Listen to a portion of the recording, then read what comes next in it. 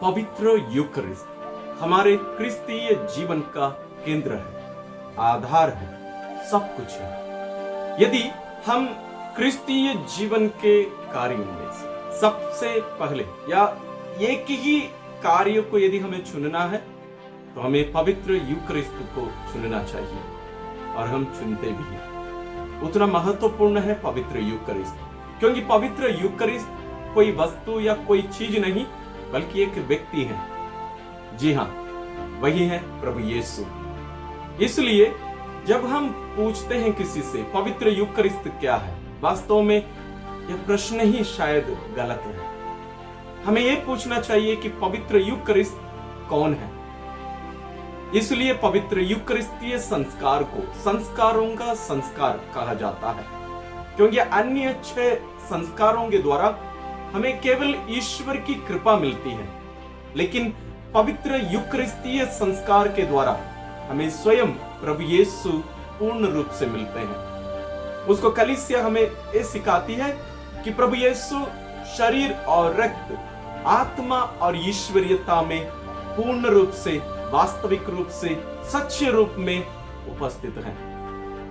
और एक सच्चाई ध्यान में रखने की जरूरत है कि प्रभु यीशु पवित्र यूकरिस्त में उपस्थित नहीं, बल्कि प्रभु यीशु पवित्र यूकरिस्त के द्वारा उपस्थित है। हम इस विषय पर ज्यादा अभी मनन नहीं करेंगे, लेकिन आज हम इस वीडियो के द्वारा हम कैसे आध्यात्मिक रूप से प्रभु यीशु के साथ कम्युनियन में हम एक हो सकेंगे, पवित्र यूकरिस्त को हम कैसे आध्यात्मिक रूप से ग्रहण कर सकते हैं, इसके बारे में हम सीखेंगे।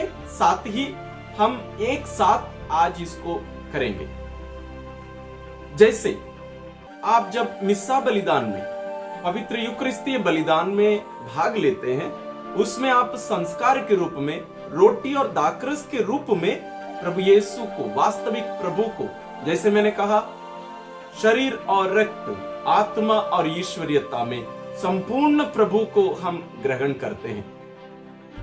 लेकिन आजकल जब हम इस महामारी के काल में, इस कारण हम रविवार के दिन और अन्य दिन सभी पवित्र यूकरिस्त में भाग नहीं ले पा रहे हैं, तो हम क्या करें? उसके लिए वास्तव में अभी नहीं, पहले से ही आध्यात्मिक कम्युनियन यानी प्रभु यीशु, उनके साथ एक होने की जो प्रक्रिया, यीशु को रोटी और दाखरस के रूप में, पवित्र यूकरिस्त के रूप में ग्रहण करना, हम उसको कैसे आध्यात्मिक रूप से ग्रहण कर सकते हैं। यह वास्तव में उसके बदले में नहीं, या ऐसा नहीं है कि आज हम इसको सीख लिए तो भविष्य में हमें कभी पवित्र यूकरिस्त में भाग लेने की जरूरत नहीं, ऐसी बात नहीं है। वो गलती मत करिए, वैसा नहीं है।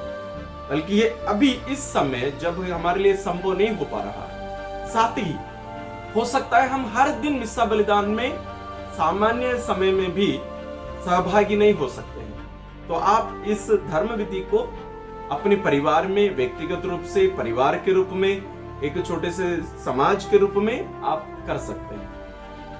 तो आइए, इसको पहले मैं आपको बताऊंगा कि इसमें क्या क्या करना चाहिए, उसके बाद में हम इसको एक साथ इस प्रार्थना में हम सहभागी भी होंगे।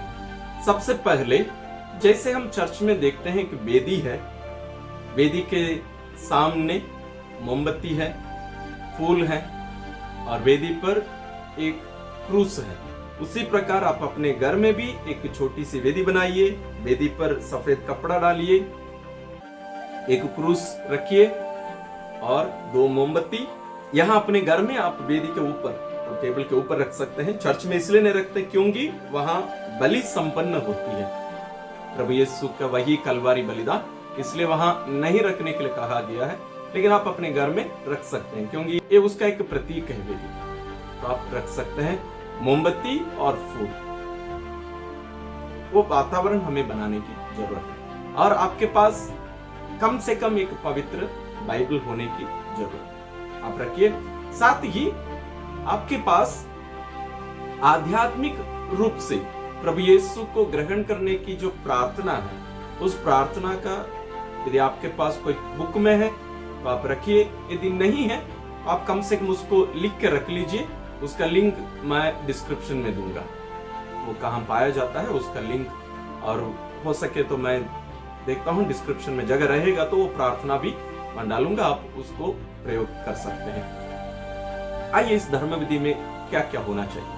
आप सबसे पहले समय से पहले, प्रारंभ करने के कम से कम 2-5 मिनट पहले ही आइए, क्योंकि ये बहुत ही महत्वपूर्ण एक घटना है।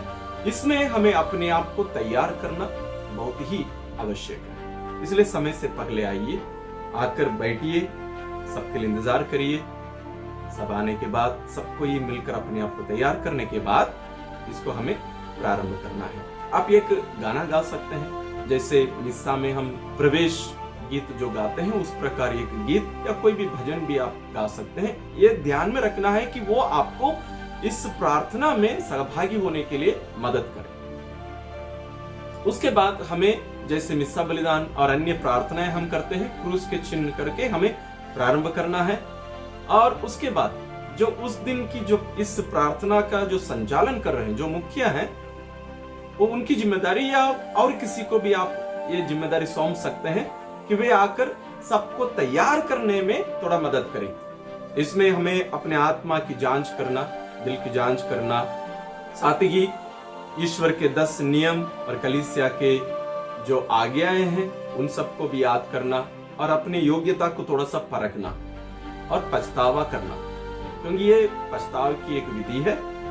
उसके बाद हम मिस्सा बलिदान में जैसे पछतावे की जो भी विधि होती है उसको यहाँ संपन्न करना है। जैसे हे भाई और बहनों, मैं सर्वशक्तिमान ईश्वर, ये जो प्रार्थना है उसको भी यहाँ प्रयोग करना चाहिए। उसके बाद एक छोटी पछतावे की विधि, ताकि हम अपने आप को पूर्ण रूप से इसके लिए हम तैयार कर रहे हैं। ये संपन्न होने के बाद, इतना होने के बाद हम पवित्र वचन पढ़कर सुनाएंगे। इसमें ये ध्यान में रखिए कि उसी दिन का पाठ यदि आप लेंगे तो और अच्छा रहेगा। यदि पूर्ण सभी पाठों को लेंगे तो भी ठीक है, कम से कम सुसमाचार को लेना अनिवार्य है।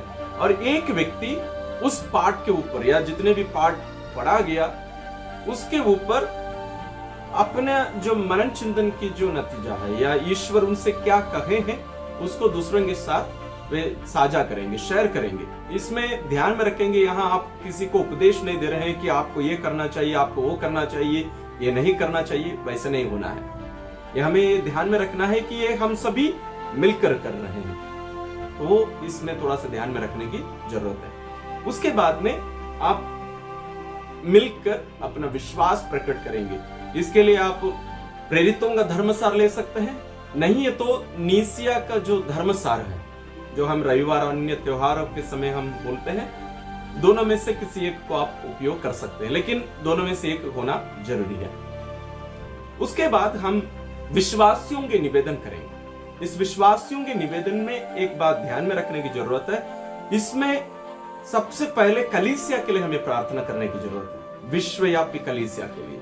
उसके बाद आप संत पिता के लिए, धर्माध्यक्षों, इसको कलीसिया के उस प्रार्थना में ही जोड़ सकते हैं या अलग से भी आप कर सकते हैं। वो होने के बाद अपने अपने धर्म प्रांत के लिए, अपनी पल्ली के लिए, फिर आप दुनिया के लिए, अपने परिवार के लिए, समाज के लिए करना है। तो इस जो ढांचा है इसको थोड़ा सा ध्यान में रखना जरूरी है, क्योंकि हमें सबसे पहले कलीसिया के लिए प्रार्थना करना अनिवार्य है। और इस प्रार्थना को विश्वासियों के निवेदन के अंत में आप एक क्षण, जैसे पवित्र यूकरिस्ती बलिदान के समय में भी आप ध्यान देते होंगे, उसमें हमें बताया जाता है कि हम थोड़ी देर मौन रहकर अपने निजी निवेदनों को पिता के चरणों में रखें। तो थोड़ा सा मौन रहना अनिवार्य है, रहकर आप अपनी निजी प्रार्थनाओं को पिता के चरणों में अर्पित करिए। वो होने के बाद आप इन प्रार्थनाओं को हे हमारे पिता प्रार्थना के द्वारा पिता के चरणों में अर्पित करेंगे। उसके बाद में आता है सबसे महत्वपूर्ण बात, वो है आध्यात्मिक रूप से प्रभु यीशु को ग्रहण करना। उसके लिए एक प्रार्थना है, तो प्रार्थना जैसे मैंने कहा डिस्क्रिप्शन में आपको मिलेगा। उसके बाद एक जैसे मिस्सा बलिदान में होता है हम प्रार्थना करें, उसी प्रकार आप लोग में से कोई 1 या 2 जन मिलकर आप ईश्वर को धन्यवाद देते और जैसे शक्ति भी मांगना चाहिए। मानकर हम उसको समाप्त करेंगे। अंत में क्रूस का चिन्ह सब करने के बाद एक छोटा सा एक गाना गा सकते हैं। यह है धर्म विधि। ये आप देख लीजिए अपना समय, उसके अनुसार कुछ बातों को छोड़ा जा सकता है, जैसे गाना जहां जहां है उसको छोड़ा जा सकता है, और विश्वासियों की निवेदन छोड़ा जा सकता है, और जहां हम अपने पछताव की विधि में जो बोलते हैं मिस्सा बलिदान में, उसको छोड़ सकते हैं, लेकिन आप पछतावे की विधि जरूर बोलना है। ऐसे आप इसको छोटा भी कर सकते हैं, लेकिन इसको ज्यादा आध्यात्मिक रूप से ज्यादा करने के लिए मैं आपके सामने रख रहा हूं। तो आइए अभी इसको कैसे करें।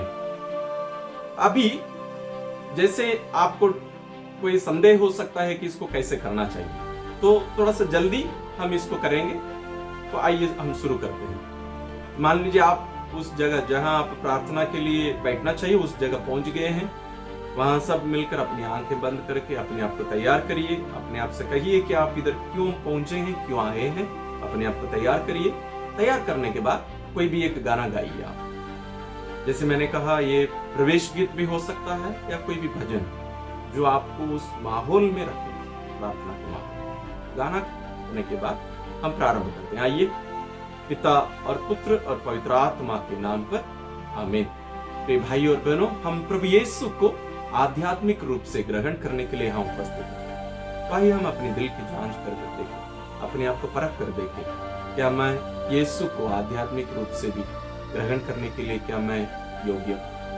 नहीं तो आइए हम अपने पापों के लिए पछतावा करें, प्रभु से क्षमा याचना करें। ऐसे ही अपने शब्दों में आप कर थोड़ा सा मौन साधेंगे। उसके बाद आप जैसे मिस्सा में हम प्रार्थना जो उपयोग की जाती है उसी को ही हम यहाँ इस विधि में भी पश्चाताप की विधि के रूप में हम प्रयोग करेंगे। जैसे मैं पूरा नहीं पढ़ूंगा, लेकिन आपके पास ये तो जरूर हो सकता है। नहीं तो मिस्सा बलिदान के हिंदी मिस्सा के जो प्रार्थनाएं हैं, हमें हिंदी वेबसाइट है फादर करिया जो भोपाल महाधर्म प्रांत के हैं, उनका एक वेबसाइट है जय यीशु, उसका भी लिंक मैं डिस्क्रिप्शन में दूंगा। उसमें ऐसी बहुत सारी प्रार्थनाएं आपको हिंदी में मिलेगी, तो उसमें हम इसमें सहभागी हो सकते हैं। जैसे है भाइयों बहनों, मैं सर्वशक्तिमान ईश्वर, इस प्रार्थना को पूरा करिए। ये करने के बाद आपको पछतावे की विंदी, छोटी विंदी या बड़ी विंदी, आप दोनों में से एक को चुन लीजिए। उसको भी बोलने के बाद आप थोड़ा सा मौन रहेंगे। आप अनुभव करेंगे कि ईश्वर आपके पापों को क्षमा कर रहे हैं। आप उसके लिए सच्चा पश्चाताप करना अनिवार्य है। वो करने के बाद जैसे मैंने कहा, अभी वचन सुनाने का समय है। तो वचन सुनाने के लिए हो सकता है कि आप केवल एक ही बाइबल का प्रयोग करें, दूसरे लोग बाइबल का प्रयोग ना करें, क्योंकि वचन सुनना बहुत ही जरूरी है। जैसे प्रार्थना सभाओं में, जैसे करिश्माई प्रार्थनाओं में हमें बताया जाता है कि सबके हाथ में बाइबल होना है, वो क्योंकि वहां हम सभी मिलकर वचन सुन रहे हैं, पढ़ रहे हैं। सबको पढ़ने की भी अवसर होना चाहिए और लोगों को बाइबल खोलने की भी एक आदत डालना चाहिए, इसलिए कहा जाता है। लेकिन वचन पढ़ना वास्तव में ज्यादा उतना महत्वपूर्ण नहीं है जितना वचन सुनना। इसलिए संत पौलुस रोमियों के लिखते हुए अपने पत्र में कहते हैं, वचन सुनने के द्वारा विश्वास उत्पन्न होता है, वचन पढ़ने के द्वारा नहीं, सुनने के द्वारा। यीशु भी इसलिए बार बार कहते हैं, जिसके सुनने के कान हो वो सुन ले। और शायद आप मिस्सा बलिदान में भी ध्यान दिए होंगे, पहले हम वचन संज्ञा सब बोलते थे, मुख्य वाक्य सब बोलते थे, लेकिन अभी हमसे कहा गया है वो सब नहीं बोलना चाहिए। वास्तव में पहले से ही ऐसे होना चाहिए था, लेकिन अभी कलीसिया हमें पुनः याद दिला रही है, क्योंकि मिस्सा बलिदान वास्तव में वही बलिदान है, वही घटना है जो 2000 साल पहले प्रभु यीशु जब इस धरती पर मानव रूप में थे तब घटित हुई। वही घटना है।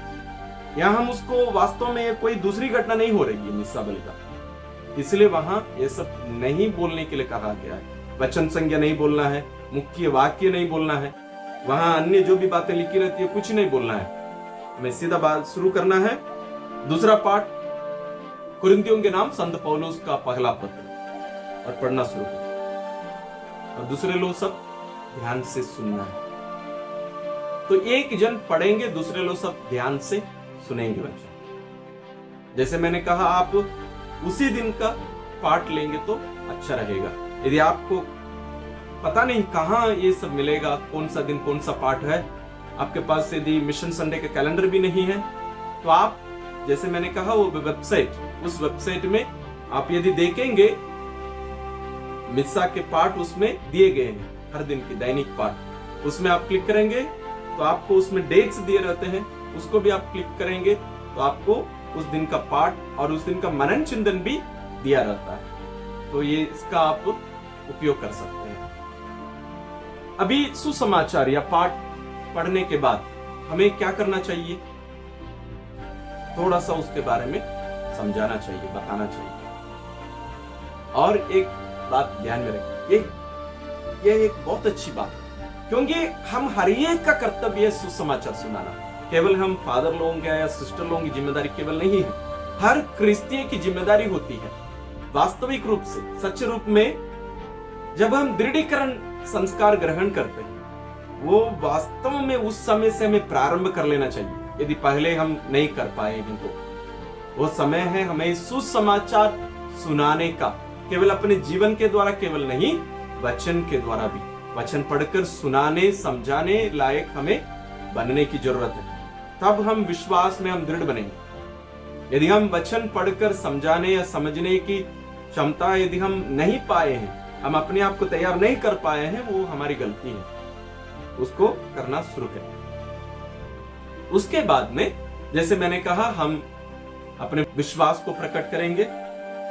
आप दोनों में से किसी एक को ले सकते हैं, प्रेरित धर्मसार या नीसिया का जो धर्मसार है, जैसे आप स्क्रीन में देख सकते हैं। इन दोनों में से किसी एक का आप प्रयोग कर सकते हैं। और इसमें एक टिप्पणी मैं करना चाहूंगा, अधिकांश हम इसमें क्या बोल रहे हैं हम ध्यान देते ही नहीं है। जैसे मैं बच्चे लोगों को या बड़े लोगों को भी कैटेकिज्म जब सिखाते हैं, हम पूछते थे पहले, अभी बहुत समय पहले, जैसे ईश्वर कितने हैं? एक है, सच। पिता और पुत्र और पवित्र आत्मा, ये तीनों अलग अलग हैं कि एक है? आपका क्या विचार है? लोग बोलते नहीं, तीनों एक हैं, अलग अलग समय अलग अलग रूप में इन लोग अपने आप को प्रकट करते हैं। क्या ये सही है? नहीं, पूर्ण रूप से गलत है। ये तो हम हर रविवार अपने इस विश्वास के इस धर्मसार बोलते समय इसमें लिखा गया है पूर्ण रूप से, हम हर रविवार इसको बोलते आए हैं, लेकिन हम कोई ध्यान ही नहीं देते हैं इसमें क्या है। जैसे मैं आपको पढ़ के सुना रहा हूं, देखिए आप स्क्रीन में देखिए। मैं सर्वशक्तिमान पिता, स्वर्ग और पृथ्वी, सब दृश्य और अदृश्य वस्तुओं के सृष्टिकर्ता एक ही ईश्वर में विश्वास करता हूं। पिता ईश्वर के बारे में शुरू में कहा गया है, मैं सर्वशक्तिमान पिता। अगले पैराग्राफ है, अगले पैराग्राफ में जाइए, मैं ईश्वर के इकलौते पुत्र, अभी दो व्यक्ति हो गए, एक ही प्रभु यीशु क्रिस्त में विश्वास करता हूं, ये उनका पुत्र है, जो सभी युगों के पहले पिता से उत्पन्न हुआ है। अभी दो हो गए, पिता और पुत्र उत्पन्न हुए। वह ईश्वर से उत्पन्न ईश्वर, यानी पिता ईश्वर है, उनसे उत्पन्न हुए हैं, ये स्वयं ईश्वर है। प्रकाश से उत्पन्न प्रकाश, सच्चे ईश्वर से उत्पन्न सच्चा ईश्वर है। वह बनाया हुआ नहीं बल्कि उत्पन्न हुआ है। ये पूरा प्रभु यीशु के बारे में है, पुत्र ईश्वर के बारे में।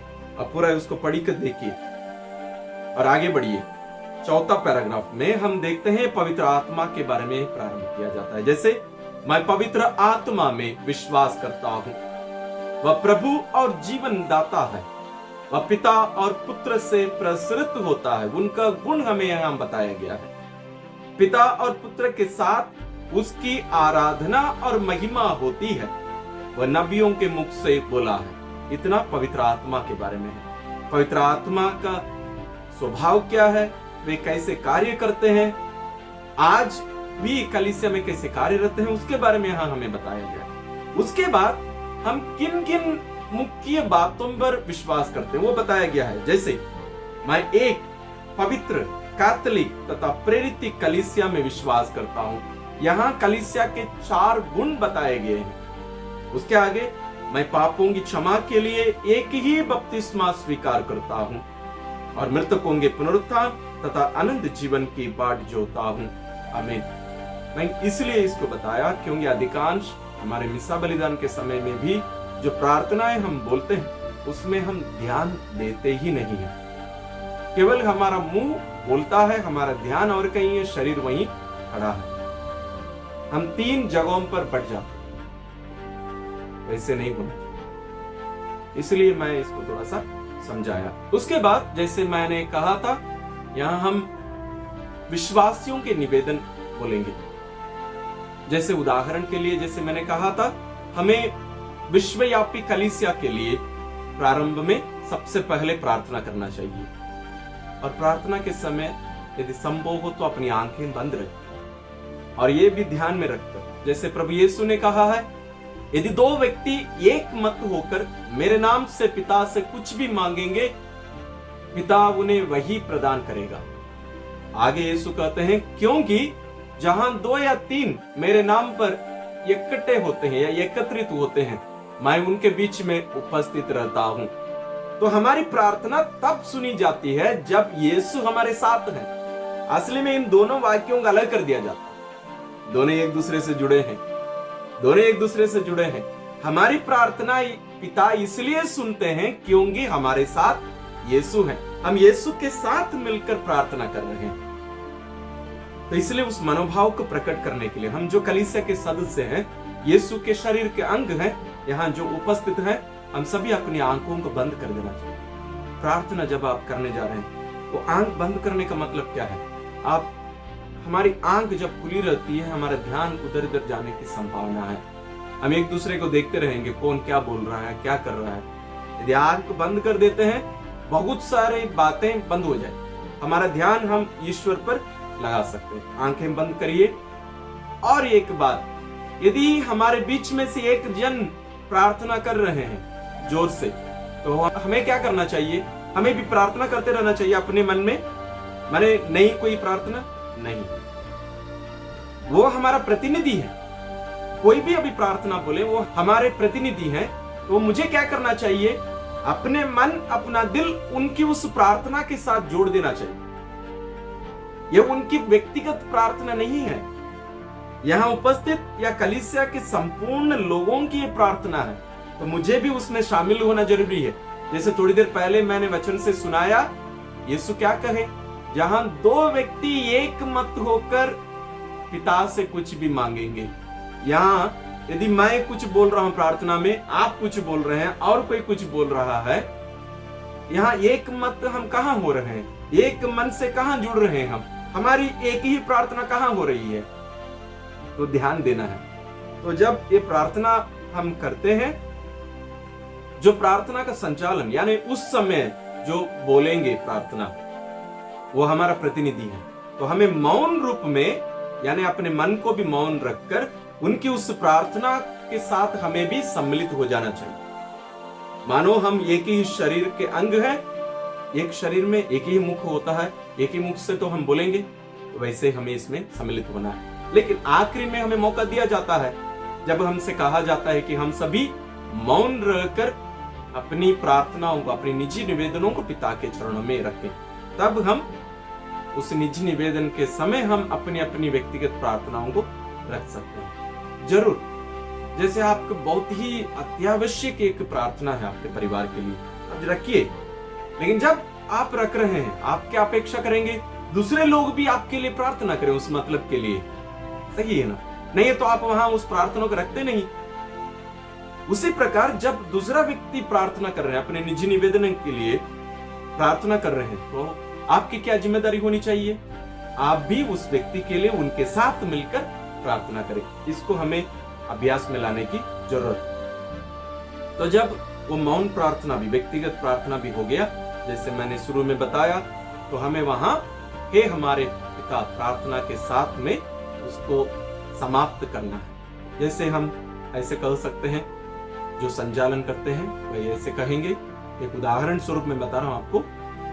एक परम पावन दयालु पिता, हमारी इन दीन प्रार्थनाओं के साथ हमारे मन दिल हृदय में जो भी प्रार्थना है उनको, और इन प्रार्थनाओं के साथ हम अपने आप को भी आपके हाथों में समर्पित करते हैं। यदि ये सब प्रार्थनाएं आपकी इच्छा के अनुसार हो तो इन सबको सुनिए और पूरा करिए। नहीं तो हमें आप अपनी इच्छा हम पर प्रकट करिए और उसको पूरा करने की भी शक्ति हमें प्रदान करिए। इन सभी प्रार्थनाओं को आपका पुत्र प्रभु यीशु जो प्रार्थना हमें सिखाए उसी के द्वारा हम समर्पित करते हैं। फिर हे हमारे पिता, तो हम जितनी भी प्रार्थनाएं हम बोले हैं उन सबको हम प्रभु यीशु के उस प्रार्थना के द्वारा उसके साथ हम समर्पित करते हैं। उस प्रार्थना के बाद हम अभी अपने आप को बहुत ही महत्वपूर्ण उस प्रार्थना के लिए यानी आध्यात्मिक रूप से प्रभु को ग्रहण करने के लिए अपने आप को तैयार करना है। तब हम फिर अपनी आंखें बंद करेंगे। अपनी आंखें बंद कर हम अपने दिल में यीशु के प्रति प्रेम प्रकट करें। हम अपनी इच्छा अपनी चाहत हम प्रकट करें। यीशु से कहें, यीशु मैं आपको पाना चाहता हूं,